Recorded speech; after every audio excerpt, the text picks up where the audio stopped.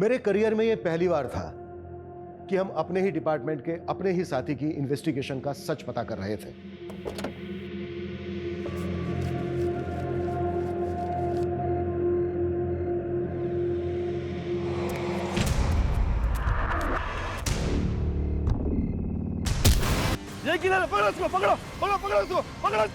जनता अपनी सुरक्षा का इंतजाम खुद करने को मजबूर है और इतनी डरी हुई है कि किसी निर्दोष इंसान की जान लेने से भी नहीं चूक रही।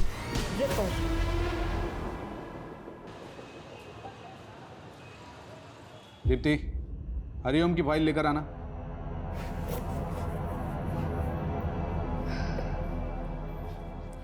सर, मैंने ये केस पढ़ा है, क्लाइंट से बात भी की है। ये उतना बड़ा केस नहीं है, छोटा मोटा फ्रॉड का केस है। अच्छा सर, मैं आपके अंडर 2 साल से बहुत कुछ सीख रही हूँ। अगर आपको ठीक लगे तो क्या मैं ये केस देख सकती हूँ, हैंडल कर सकती हूँ? मैंने दीनानाथ की नहीं, हरिओम की फाइल मंगाई थी। जाओ सही फाइल लेकर आओ। Sorry sir. 2 साल में केस के फाइल के बारे में पता नहीं और केस चाहिए इन्हें।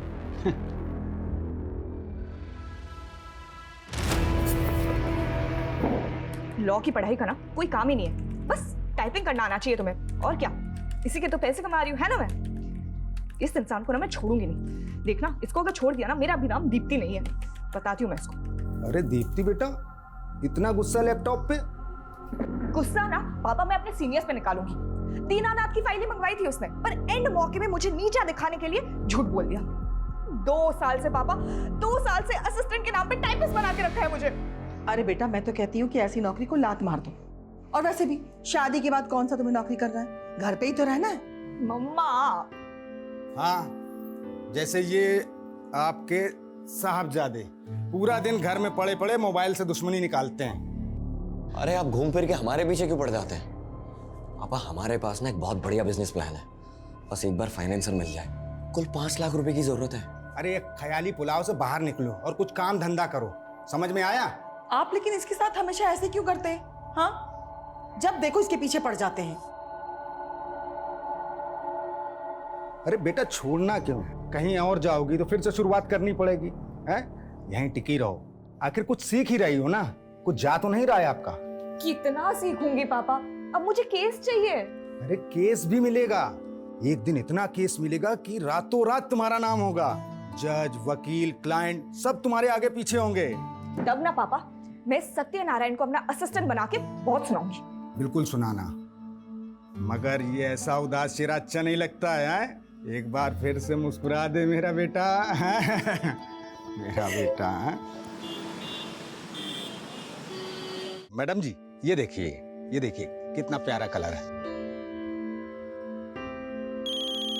एक मिनट मैडम। हेलो, अरे ज्ञान भाई साहब, नमस्कार। कैसे याद किया? ये बताने के लिए फोन किया था कि संडे हमें शोरूम चलना है। शोरूम? किस लिए? अभी शादी में जो आप हमें गाड़ी देंगे उसकी बुकिंग नहीं मिल रही थी, तो मेरे एक दोस्त ने जुगाड़ लगाया है, अपना काम हो जाएगा। पर भाई साहब, गाड़ी की तो कोई बात ही नहीं हुई थी। अरे तो शादी भी तो कहाँ हुई है अभी तक, अभी बात कर लेते हैं। वैसे भी हमने कौन सा हेलीकॉप्टर मांगा है आपसे? पापा, इस सब की क्या जरूरत है? आप क्यों बेकार में उन लोगों को? तू चुप बैठ एकदम। एक तो लड़की तुझे पसंद है, इसलिए अलग जाति में शादी करने के लिए हम तैयार हो गए। अब इन्हें भी तो कुछ करना ही पड़ेगा ना। भाई साहब, इतनी महंगी गाड़ी हम कहाँ से देंगे? भाई साहब, हम गरीब आदमी हैं। अभी आप देख लीजिएगा, मुझे तो कार चाहिए, बाकी आपकी मर्जी। मर्जी नहीं, जबरदस्ती है ये। नहीं करनी है मुझे ये शादी पापा, आप प्लीज उन लोगों को जाके बता दीजिए। देखो बेटा, जिद नहीं करते हैं, फिर शादी ब्याह में तो लेन देन चलता ही है ना। सौरभ कितना अच्छा लड़का है और तुम पसंद भी करती हो। पापा, आपसे हमारे बिजनेस के लिए 5 लाख रुपए नहीं हो रहे और दी को 20 लाख रुपए की गाड़ी दे रहे हैं। हाँ, क्योंकि ये तुम्हारी तरह बिस्तर पे पड़े पड़े ख्याली पुलाव नहीं पकाती है। पापा, फाइनल है, मुझे ये शादी नहीं करनी। आप उन्हें जाके बता दीजिए प्लीज। देखो बेटा, जिद नहीं करते हैं। अब अपने पापा को देखो, पूरे जीवन भर साड़ी की दुकान में सेल्समैनी की, क्योंकि मेरा बेटा अच्छे घर जाए, हमेशा खुश रहे। पापा, मुझे ऐसी कोई खुशी नहीं चाहिए जो आपको तकलीफ दे। पागल, तुम्हारी खुशी से मुझे क्या तकलीफ होगी? हाँ, तू तो मेरा बच्चा है, मेरा बेटा है ना?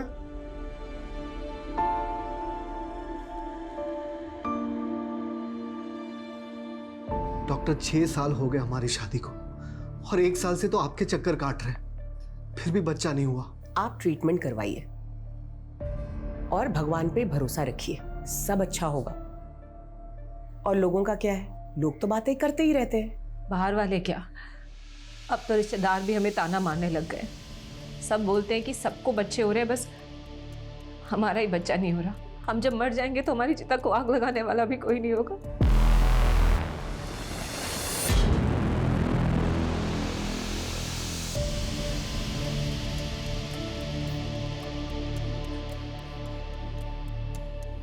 सुनिए, आपको डॉक्टर स्मिता ने जवाब नहीं दिया ना? देंगे भी कैसे? जिसका इलाज उसके हाथ में है, उसमें डॉक्टर कर भी क्या सकता है? अगर आप दोनों को भगवान में आस्था है तो मैं आपकी मदद कर सकती हूँ। पहले भी बहुत लोगों की कर चुकी हूँ। कैसी मदद? आप लोगों को बच्चा ही चाहिए ना? चारों तरफ भय का माहौल है। लखनऊ में जनता सड़क ही नहीं घर में भी असुरक्षित है। पता नहीं कब कहां से आकर वो हत्यारा उन्हें अपना शिकार बना ले।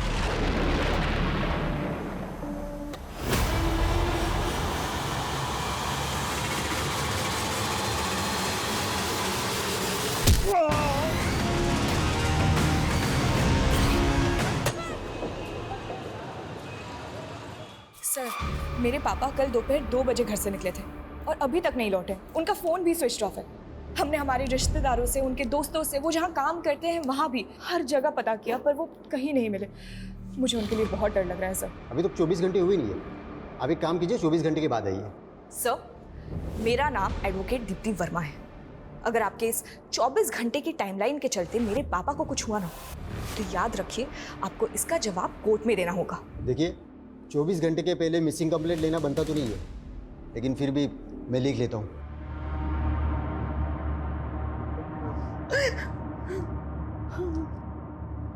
देखिए, आप घबराइए मत, अवतार भाई सब जल्दी आ जाएंगे।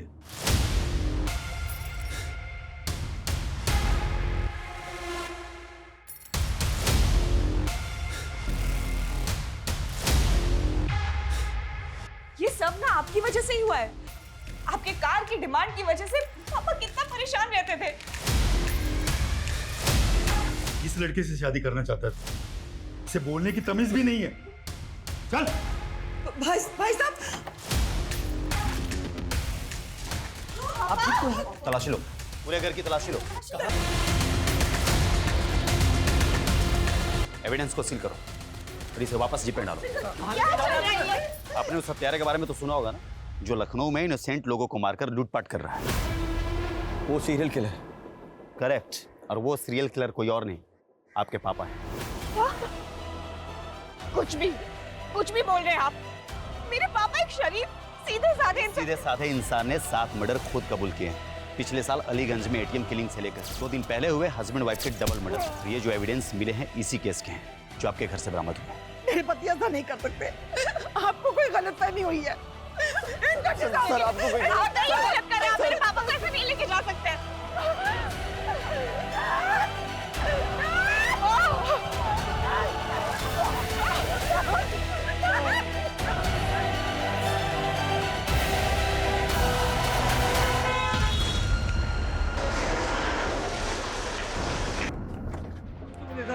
ध्यान से देखिए, सारी की दुकान में काम करने वाला इतना साधारण सा दिखने वाला आदमी 7 मासूम लोगों का हत्यारा है। मेरे पापा जो किसी से ऊंची आवाज में बात तक नहीं करते, आपने उन्हें सीरियल किलर बना दिया। बनाया नहीं है, उन्होंने अपना जुर्म खुद कबूल किया है और खुद सबूत भी बरामद करवाया। कबूल नहीं किया, करवाया गया है, टॉर्चर करके। सब प्लीज आप। दीप्ति, मैंने ये केस बारीकी से पढ़ा है। सारे सबूत तुम्हारे पापा के खिलाफ है और उन्होंने कन्फेशन भी दिया है। कोई चांस नहीं है। सब मेरी बात सुनिए, ये पूरा केस ही झूठा है। यहाँ पुलिस फाउल प्ले का। मैं ये केस नहीं लड़ सकता, सॉरी। सब बट मेरी। मैडम जी, मैं समझ सकता हूं बड़ा मुश्किल है ये कि पुलिस को पिछले 1 साल से जिस सीरियल किलर की तलाश थी वो कोई और नहीं बल्कि आपके पापा हैं। नहीं है मेरे पापा किलर। मैं कोर्ट जाऊंगी और इस बात को साबित करूंगी, पर हार नहीं मानूंगी। जरूर जाइए दीप्ति जी, ये आपका हक है। पर एक बात याद रखिएगा, कोर्ट में भी ये बात साबित होगी कि 7 लोगों को मारने वाला कोई और नहीं बल्कि आपके पापा हैं।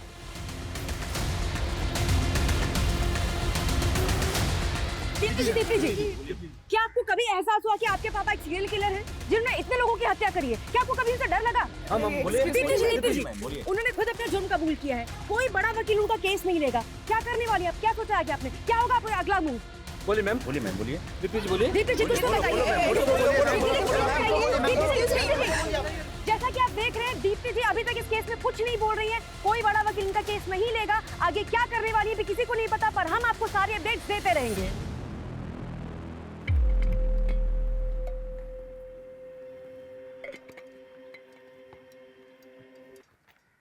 योर ऑनर, पुलिस ने मेरे पिता अवतार वर्मा को 8 अगस्त 2022 को किडनैप किया, टॉर्चर किया और जबरदस्ती उनसे वो जुर्म कबूल करवाए जो उन्होंने किए ही नहीं थे। ऑब्जेक्शन माय लॉर्ड, ये बिना किसी पुख्ता सबूत के पुलिस पर इल्जाम लगा रही है, जैसे पुलिस कोई किडनैपिंग गैंग चला रही है। मिस दीप्ति, आपने अपने पिता की मिसिंग कंप्लेंट लिखवाई थी? ये है मेरे पिता की मिसिंग कंप्लेंट की कॉपी जो हमने लिखवाई थी। बावजूद इसके पुलिस ने हमें 2 दिन तक कुछ इन्फॉर्म नहीं किया। कैसे इन्फॉर्म करता योर ऑनर? अक्यूज ने 2 दिन तक मुंह ही नहीं खोला। कौन है, कहाँ रहता है, क्या करता है? वो मेरे पिता से उनका नाम, पता, ये सब जानने के लिए उन्हें टॉर्चर करते रहे। जब पुलिस मेरे पिता को घर पे लेके आई थी तो उनकी क्या हालत थी? वो अपने पैरों पे चल भी नहीं पा रहे थे। कौन है आपका गवाह? माय लॉर्ड, मैं कोर्ट को उनकी लिस्ट दूंगी, पेशी करवाऊंगी उनकी। दीप्ति जी, कोर्ट में मनगढ़ंत कहानियां नहीं, सबूत चलते हैं जो अवतार वर्मा के खिलाफ पुलिस के पास है और जो कोर्ट में पेश किए गए। कौन से सबूत? वो गोल्ड क्यूब, घड़ी, पैसे जिसमें खून लगा हुआ था, जो खुद पुलिस ने हमारे घर पे प्लांट किया है, क्योंकि ऑनेस्टली ना उनके पास फॉरेंसिक टीम थी और ना ही सर्च वारंट। सर, वारंट और फॉरेंसिक रिपोर्ट के लिए हमने बोला था, लेकिन उसमें लेट होने वाला था। हमें एविडेंस को सिक्योर करने थे और डर था कि एविडेंस के साथ छेड़छाड़ की जा सकती है। अच्छा, इसीलिए उनको पूरे परिवार को हॉल में बंधक बनाना पड़ा और पुलिस खुद बेडरूम में जाके सबूत लेके भी आ गई। एविडेंस कलेक्शन की कोई रिकॉर्डिंग नहीं की गई। सर, रिकॉर्डिंग भी की है और कोर्ट में सबमिट भी किया है। I object your honour. यहाँ जिस रिकॉर्डिंग की बात हो रही है वो पुलिस ने खुद की है, किसी ऑथराइज्ड वीडियोग्राफर के थ्रू नहीं हुई है। वाह दीप्ति जी वाह, कभी आप कहती है कि रिकॉर्डिंग हुई नहीं है, फिर आप कहती है कि पुलिस ने रिकॉर्डिंग कर ली है, ऑथराइज्ड वीडियोग्राफर ने रिकॉर्डिंग नहीं की। आपका ऑब्जेक्शन किस बात पे है? वीडियो की क्वालिटी पे? क्या अच्छा नहीं दिख रहा है? दीप्ति जी, अगर हम मान भी ले कि आपके पिता इनोसेंट हैं, फिर भी पुलिस के पास क्या कारण है कि वो उन्हें झूठे केस में फंसाएगी? अपने रेपुटेशन को बचाने के लिए। हम सबको पता है पिछले 1 साल से पुलिस किलर को नहीं पकड़ पाई है। फिर अचानक एक दिन उन्होंने मेरे पापा को पकड़ा और जेल में डाल दिया, जबकि एक्चुअली सीरियल किलर अभी तक बाहर घूम रहा है। 7 लोगों का मर्डर हुआ है। सच का जानना जरूरी है, जो पुलिस इन्वेस्टिगेशन में सामने नहीं आ पाया है। ये कोर्ट ऑर्डर देती है कि इस केस की जांच क्राइम ब्रांच से करवाई जाए, ताकि सच जनता के सामने आ सके। सीरियल किलर केस जांच में गड़बड़ी के आरोप के बाद केस क्राइम ब्रांच को सौंप दिया गया है, इस उम्मीद के साथ कि सच सामने आएगा। जो किलर पिछले 1 साल से पूरे शहर के लिए खौफ बना हुआ था, पुलिस की नींद उड़ाई हुई थी, किशन और अनीता के मर्डर के 2 घंटे बाद ही इतनी आसानी से उसको अरेस्ट कर लिया तुमने। कैसे? आसानी से नहीं सर, पिछले 1 साल से दिन रात एक कर रखा था हमने। फिर उस दिन जब मुझे डबल मर्डर की खबर मिली, मैं फौरन क्राइम सीन के लिए निकला। रास्ते में मुझे अवतार दिखाई दिया, बहुत ही अजीब बिहेव कर रहा था वो। उसके कपड़ों पर खून लगा हुआ था। हम उसे पूछताछ के लिए पुलिस स्टेशन ले गए, जहां उसने कबूल किया कि मर्डर्स उसने ही किए और उसने मुझे यह भी बताया कि मर्डर वेपन कहां छुपाया हुआ है। उसके बाद उसने इसके पहले 5 मर्डर भी एक के बाद एक कबूल किए। पहला देशराज, दूसरा फौजिया और उसकी बहू शिबा, चौथा किरण और 5वां ओमकार। फिर उसके बाद हमने उसके घर की तलाशी ली, जहां और भी सबूत मिले। सर, हमने जब इन केसेस के सबूत और गवाहों को क्रॉस वेरीफाई किया तो सब मैच कर रहे थे। किशन और अनीता के घर से जो लूट हुई थी, वो सारा सामान मिला? उसने सिर्फ ये बताया कि उसने गहने चुराए थे, तो वो भी भागते वक्त कहीं रास्ते में गिर गए। पर उनके घर से तो अच्छी खासी लूट हुई थी। और उसने सिर्फ गहने कबूल किए और तुमने बड़ी आसानी से उस पर यकीन कर लिया। उसने बाकी की चोरी कबूल नहीं की, लेकिन 7 मर्डर्स कबूल कर लिए। सर उसने जो मुझे बताया मैं आपको वही बता रहा हूँ। मतलब ना तुम्हारे पास कोई पुख्ता सबूत है, ना गवाह, ना मर्डर्स का और ना ही अफ्तार की गिरफ्तारी का। सर आप मुझ पे शक कर रहे हैं? शक नहीं कर रहा हूं, फैक्ट बता रहा हूं। फैक्ट। जैसे 2 दिन तक अफ्तार तुम्हारी कस्टडी में था, लेकिन तुमने उसकी फैमिली तक को नहीं बताया। सर हमने कोर्ट को बताया था कि उसने अपनी पहचान को छुपाने के लिए 2 दिन तक मुंह नहीं खोला। तो फिर तुमने टॉर्चर करके उसका मुंह खुलवाया। आप भी पुलिस डिपार्टमेंट से हैं, जानते होंगे 7 मर्डर करने वाला क्रिमिनल प्यार से तो मुंह खोलेगा नहीं। तो कुल मिलाकर तुम ये एक्सेप्ट कर रहे हो कि उसने कबूल किया नहीं, तुमने उससे कबूल करवाया। सर इस केस के फाइल आपके पास है, आप देख सकते हैं। अरविंद आखिरी बार पूछ रहा हूं, इन्वेस्टिगेशन में कोई गड़बड़ी हुई है, कोई फॉल्ट प्ले? नो सर, अवतार ही वो सीरियल किलर है जिसे हम पिछले 1 साल से तलाश कर रहे थे, जो बहुत मुश्किल से पकड़ा गया है। सर मैं तो अपनी बेटी दीप्ति की शादी के लिए पैसों का इंतजाम ना हो पाने की वजह से परेशान था। अरे भाई साहब ये पुराना सोना है, मेरी मजबूरी है इसलिए हम इसको बेच रहे हैं। अगर थोड़ा बहुत और ज़्यादा हो जाए तो देख लीजिए आप। नहीं इससे ज़्यादा नहीं हो सकता। सर मैं भाग नहीं रहा था, मैं तो परेशान होकर रोड के किनारे बैठा था, तभी इंस्पेक्टर साहब की गाड़ी वहाँ पे रुकी। हेलो, यहाँ क्या कर रहा है? कुछ नहीं साहब, वो थक गए थे तो बैठ गए यहाँ पे। घर किधर है तुम्हारा?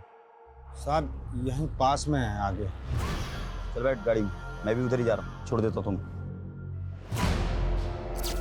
पीआई अरविंद का कहना है कि जब उन्होंने आपको पकड़ा तो आपके कपड़ों पर खून लगा था।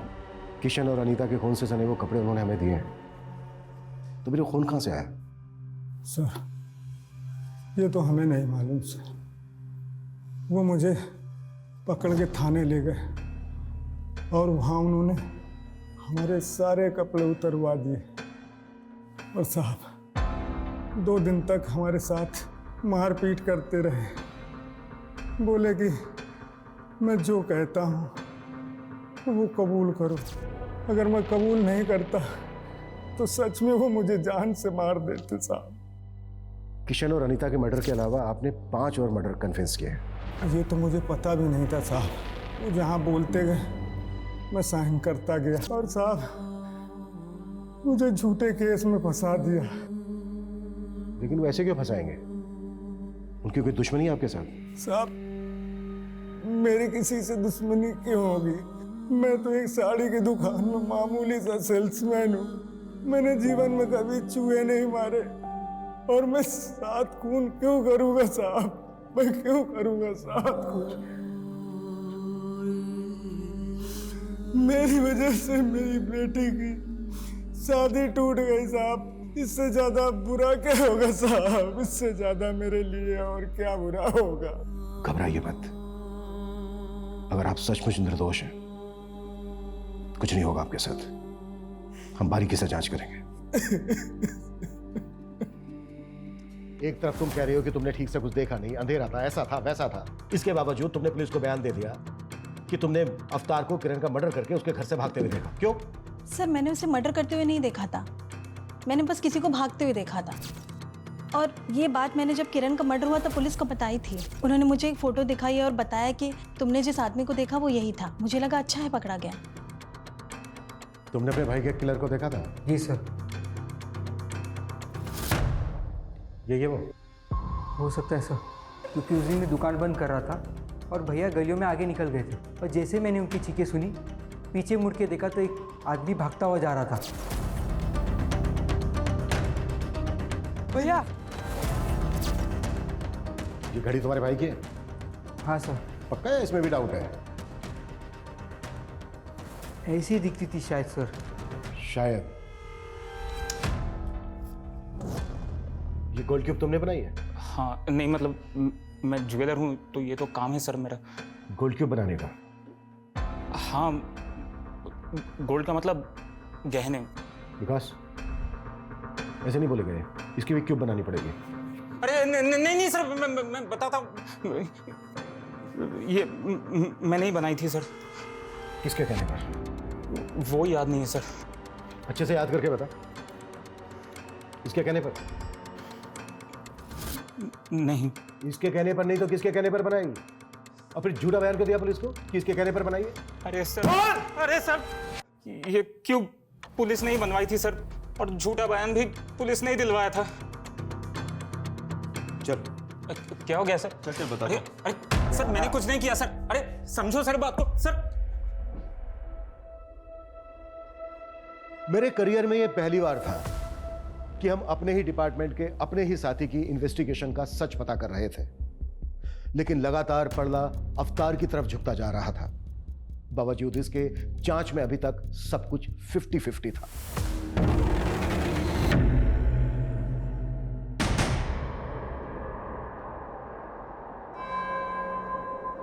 किशन अनीता के मर्डर केस की इंफॉर्मेशन तुम्हें किसने दी? ऑफिशियल या फिर कोई पर्सनल सोर्स था? उससे क्या फर्क पड़ता है सर? बताता हूं।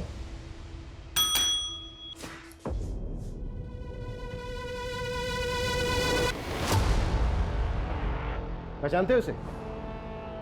Mithilesh Kumar, police driver. इसने पुलिस को इन्फॉर्म करने के बजाय अपने पर्सनल नंबर से तुम्हारे पर्सनल नंबर पर कॉल करके मर्डर की इंफॉर्मेशन दी। मिथिलेश कुमार उर्फ तुम्हारा ड्राइवर, मिथिलेश कुमार उर्फ विक्टिम अनीता का मुंह बोला भाई।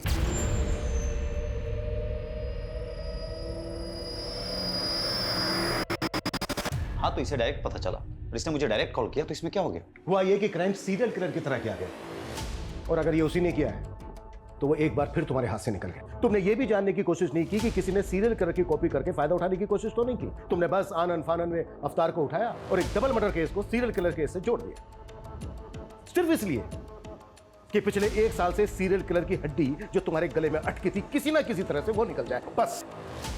सर, ऐसा कुछ भी नहीं। अच्छा, एक बात बताओ, देशराज मर्डर केस में जो सीसीटीवी फुटेज है उसमें किलर का चेहरा नहीं दिख रहा, फिर तुमने ये कैसे डिसाइड कर लिया कि वो अवतार है? सर, मैंने डिसाइड नहीं किया, अवतार ने खुद कबूल किया था। ठीक वैसे ही ना जैसे कि उसने बाकी के मर्डर्स कबूल किए। ये अवतार की मेडिकल रिपोर्ट 1 महीने से ज्यादा हो गया है, उसकी अंदरूनी चोट भरी नहीं है, अभी तक बरकरार है। ऑप्शन क्या था उसके पास? अगर वो कबूल नहीं करता तो शायद तुम उसको कस्टडी में ही मार देते। सर, अवतार ने अनीता और किशन का मर्डर किया है और मर्डर वेपन उसने खुद बरामद करवाया।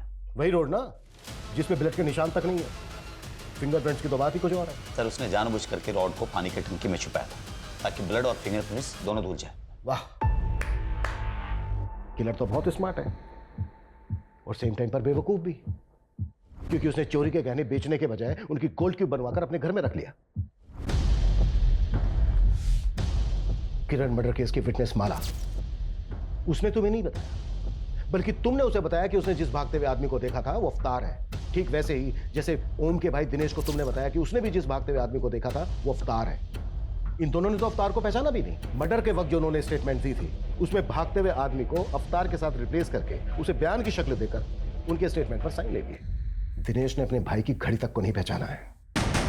सर, पता नहीं अब ये दिनों झूठ क्यों बोल रहे हैं। झूठ वो लोग नहीं बोल रहे हैं जो तुम बोल रहे हो। जिस ज्वेलर से तुमने गोल्ड क्यूब बनवाई है ना, उसने बयान दिया है कि अवतार ने गोल्ड क्यूब नहीं बनवाई है बल्कि पुलिस ने बनवाई है, और पुलिस ने उससे झूठा बयान लिखवाया है। ठीक है, मैं मानता हूं कि इस सीरियल किलर केस में मैंने उसे गलत तरीके से फ्रेम किया ताकि ये सीरियल किलर केस का सरदर्द हमेशा के लिए खत्म हो जाए। और ये सच है सर कि अनीता और किशन का मर्डर अवतार ने किया। बस कर अरविंद, बस कर, कुछ तो शर्म कर यार।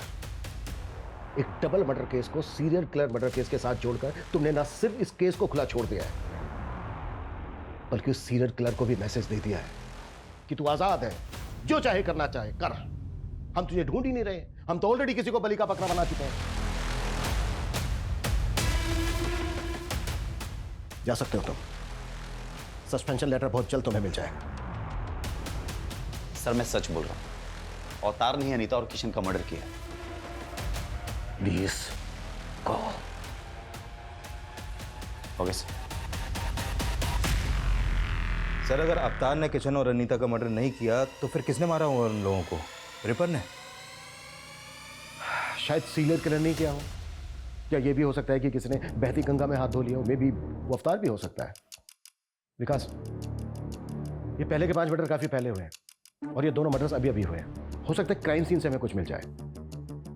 हमें इस केस पर आज से ही बल्कि अभी से लगना होगा केस से रिलेटेड जो भी मटेरियल है उसकी अच्छे से जांच करनी होगी और जरा पता करो कि अवतार का अनीता और किशन के साथ कोई कनेक्शन है क्या।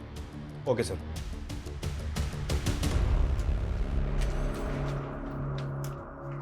गर्मा गर्म पकौड़े। ओह वाह। नो, हाथ गंदे है ना, पहले हाथ धो लो।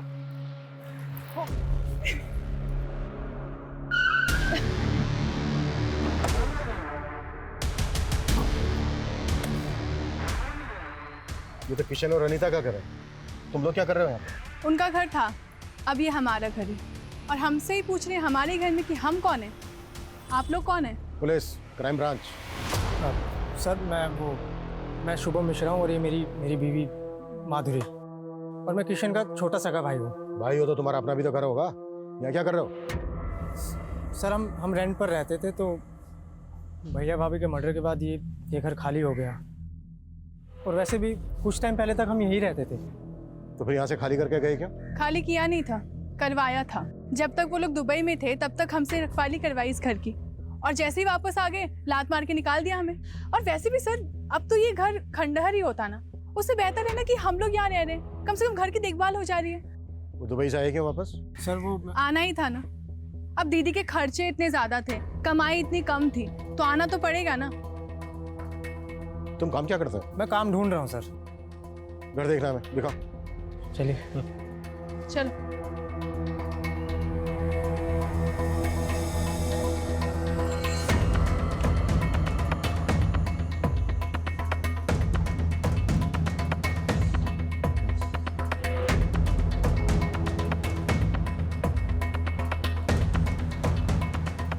सर,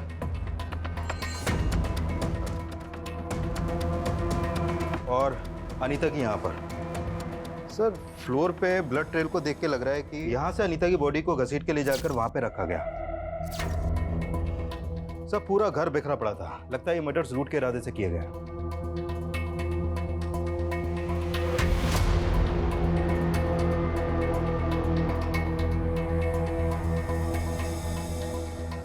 बॉडीज को तुम लोगों ने पहले देखा था? जी। क्या टाइम हुआ था तब? यही कुछ 11:30 के आसपास का। रात के 11:30 बजे तुम लोग यहाँ क्या करने आए थे? जी हम यहाँ नहीं आए थे, हम लोग खाना खाकर टहलने के लिए निकले थे तो देखा कि दरवाज़ा खुला हुआ है तो मैंने सोचा अंदर चलकर देखता हूँ। किशन और अनीता की किसी के साथ कोई दुश्मनी थी? उनकी किसी से क्या दुश्मनी होगी?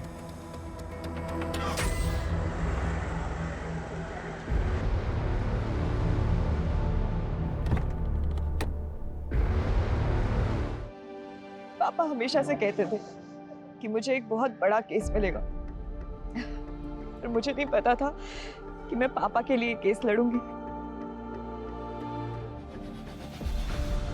चुप हो जा बेटा, सारी जिंदगी तेरे पापा ने तेरे लिए संघर्ष किया, लेकिन आज तूने उनका कर्ज चुका दिया बेटा। नहीं माँ, मैं मर भी जाऊं ना तो पापा का कर्ज कभी नहीं चुका सकती।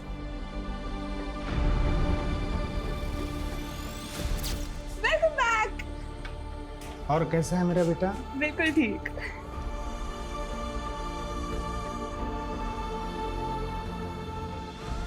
आज आने में आपने कुछ ज्यादा देर नहीं कर दिया? हाँ, कुछ आज एक्स्ट्रा काम था इसलिए थोड़ा लेट हो गया। वैसे पापा, सैटरडे संडे को आपको ऐसा क्या काम होता है? बेटा वही काम बेटा जिससे कुछ एक्स्ट्रा पैसे आ सके, ताकि हम आपको एक बड़ा वकील बना सकें। सर ये किशन का भाई शुभम और उसकी पत्नी कुछ टेढ़ी खीर नहीं लग रहा है? टेढ़ी खीर तो है। इन दोनों पति पत्नी के बारे में पता करो। Okay sir. एक बात मुझे बहुत परेशान कर रही है। क्या सर? अगर अवतार सीरियल किलर नहीं है तो इसका मतलब यह है कि सीरियल किलर अभी भी आजाद घूम रहा है और वो किसी और को भी अपना अगला शिकार बना सकता है।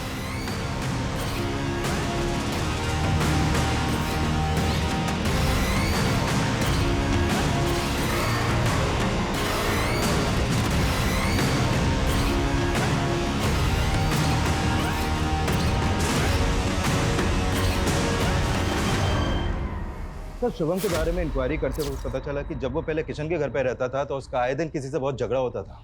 लेकिन किशन और अनीता तो दुबई में रहते थे, तो फिर झगड़ा किसके साथ होता था? उसी से, जो शुरू से इस केस में कुछ ज्यादा इंटरेस्ट ले रहा है। मिथिलेश, सर मेरा कोई पर्सनल इंटरेस्ट नहीं था, वो तो पिछली बार दीदी जब राखी पर इंडिया आई थी तो उन्होंने बोला था मुझे। अरे राणा बेटा इधर आओ, देखो मैं तुम्हारे लिए क्या लेकर आया। थैंक यू ताऊ जी। एक मिनट, ये गिफ्ट तुम्हारी है? हाँ। नहीं तो भैया जब हम दुबई में हो ना तो आप यहाँ पर चक्कर लगाते रहा करो। अरे शुभम रह तो रहा है यहाँ पर। यही तो दिक्कत है कि वो रह रहा है। मुझे तो डर लग रहा है कि हमारे जाने के बाद वो इस घर पे कब्जा कर लेगा। अनीता के फ्रिज में चिकन था, ये पता है तुम्हें? हाँ सर, वो मेरे सामने ही सीज किया था उन्होंने। फॉरेंसिक की रिपोर्ट में आया कि उस चिकन में जहर मिला था, चूहे मारने की दवाई। और तुम और अरविंद तो अवतार को सीरियल किलर बनाने पर तुले हुए। आई एम श्योर वो रिपोर्ट किसने देखी तक नहीं होगी। लेकिन सर वो चिकन तो दीदी जीजाजी ने नहीं खाया था। ये तुम्हें कैसे पता? क्योंकि उसी रात दीदी ने मुझे फोन कर चिकन खाने के लिए बुलाया था। व्हाट? अनीता तुम्हें जहर देकर मारना चाहती थी? हो सकता है सर दीदी को पता ही ना हो कि चिकन में जहर है, क्योंकि वो चिकन दीदी ने नहीं बनाया था। फिर देकर गया था। कौन देकर गया था? सर आप किसकी बात सुन रहे हैं? मुझे तो लगता है कि इसी ने मेरे भैया और भाभी को मारा है और अब मुझे जेल भिजवाकर इस घर पर कब्जा करना चाहता है। मतलब? दीदी इतनी परेशान हो तो मेरे बच्चे को गोद ले लो। सर ऐसा तो मैंने दीदी का दिल रखने के लिए कहा था। ऐसे कोई किसी को अपना बच्चा देता है क्या? आप इससे पूछिए ना ये जहरीला चिकन क्यों लेकर आया था। सर वो चिकन हमने भी खाया था, लेकिन हम तो नहीं मरे ना। वो तो मुझे माधुरी ने बोला था कि जाकर भैया भाभी को दे दो। मेरी मत मारी गई थी जो मैं उन्हें देने के लिए चला गया। तो ये सारी की सारी प्लानिंग तुम्हारी थी? सही मैंने अपने बच्चे के लिए किया था।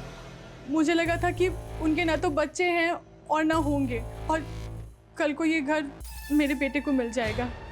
लेकिन फिर वो अपने बच्चे के लिए इलाज करवाना शुरू कर दिया वो लोग ने। माधुरी तुमने क्या किया? बंद करो ये ड्रामा, लेके चलो दोनों को, वहां खबर लेते हैं इनकी। सर आप मेरी बात सुनिए। और तो ये मत सोचना कि तू बच गया है। सीरियल किलर की एक एक डिटेल बता दी तुझे। किशन और अनीता का मर्डर बिल्कुल वैसा ही हुआ है। मैंने ऐसा कुछ भी नहीं किया सर। अगर किया है तो सोच ले, नौकरी तो जाएगी जाएगी, अंदर भी जाएगा, वो भी लंबा। सर अगर वाकई में अनीता और किशन के डबल मर्डर्स में इनका हाथ हुआ तो हमारी मुश्किलें और भी बढ़ने वाली हैं, क्योंकि वो सीरियल किलर यानी कि रिपर अभी भी खुलेआम घूम रहा है।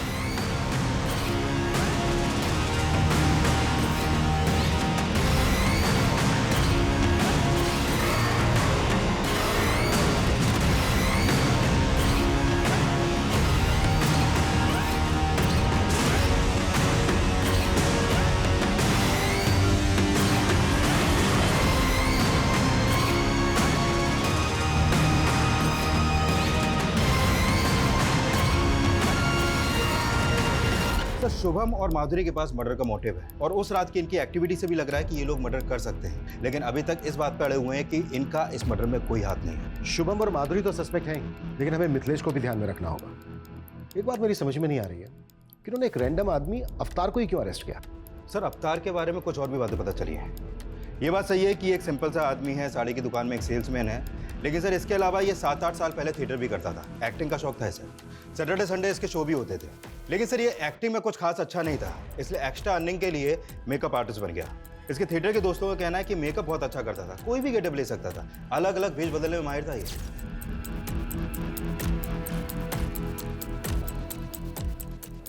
सर आपने अभी की ब्रेकिंग न्यूज देखी?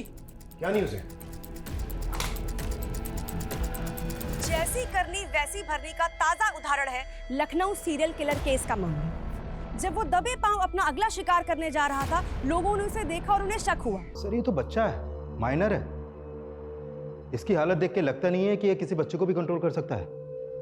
सर मुझे लगता है कि भीड़ ने गुस्से में आके फिर एक बच्चे की जान ले ली। सिचुएशन को कंट्रोल करना पड़ेगा।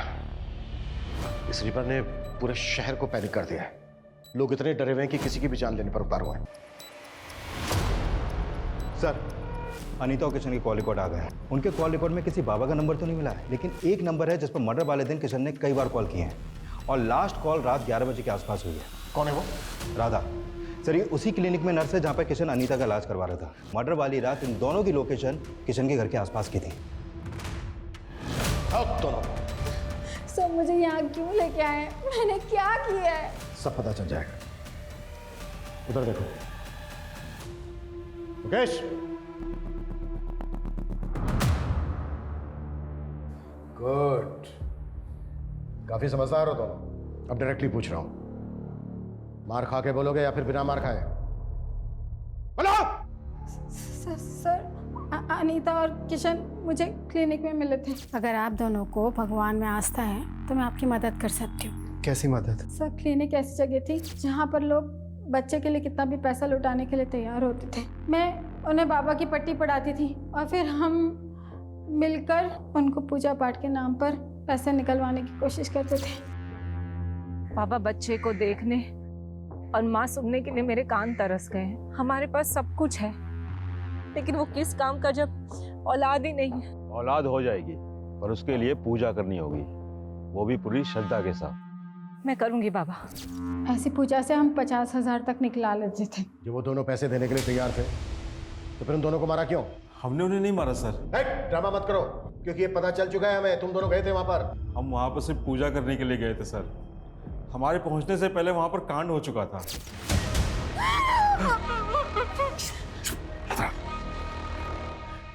पागल हो यो, जो होना था वो तो हो चुका है, हम खाली हाथ क्यों जाएं?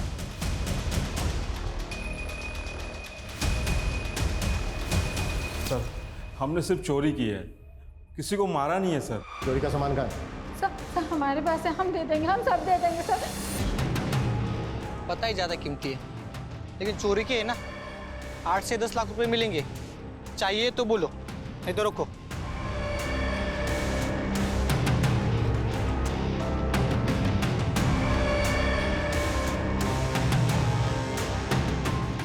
सर खबरी ने टिप दिया, अनीता की सोने की चूड़ियां चोर बाजार में बेची गई हैं। बेचने और खरीदने वाले की कोई इन्फॉर्मेशन? खरीदने वाले की है, बेचने वाले की वो बताए। सर सर राधा और बाबा ने जो सामान चोरी किया था, उस सामान में साड़ी भी मिली है, जो ठीक उसी दिन खरीदी गई थी जिस दिन अनीता और किशन का मर्डर हुआ था। इसमें सर स्लिप है, उसमें डेट भी पड़ी हुई है।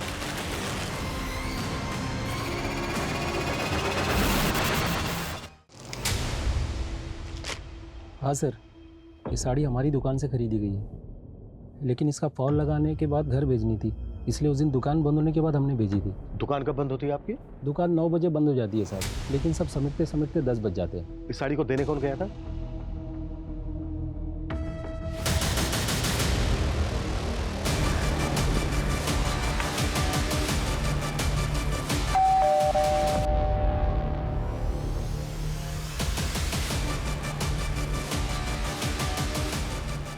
दीप्ति, तुम्हें अपने फादर को न्याय दिलवाना था ना, मिल जाएगा।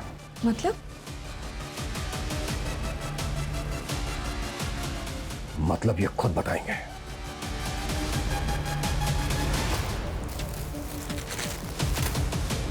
ये है ना वो साड़ी जो तू अनीता को डिलीवर करने उसके घर गया था, और जब हमने तेरे से पूछा कि किशन और अनीता को जानता है क्या, तो क्या बोला तूने? कि तूने उनको कभी देखा नहीं। इतनी कमजोर याददाश्त है तेरी।